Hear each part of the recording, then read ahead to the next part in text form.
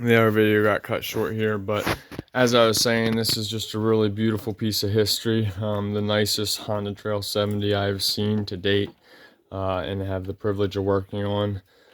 It's almost scratchless. From what I can tell, this will pretty much clean up to be a perfect example of history.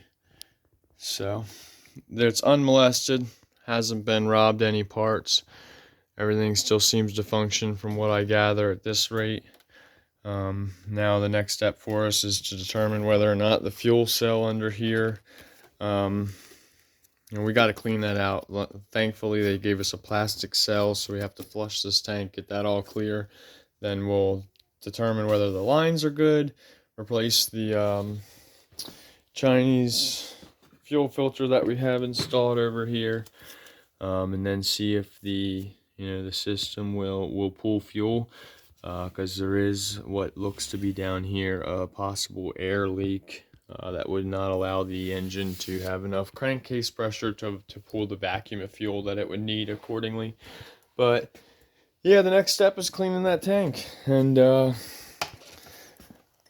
I'm excited to continue progress with this and show you where we're at. But this is definitely one of the best examples of a Honda Trail 70 that I've ever had the privilege of seeing, and this story is by far the coolest Trail 70 story I've ever had the privilege of hearing. So alrighty guys, with that, I must go. I got to continue working. Thanks for your time. Like, share, subscribe if you want to stay up to date with what we're doing here at JMD Small Engine.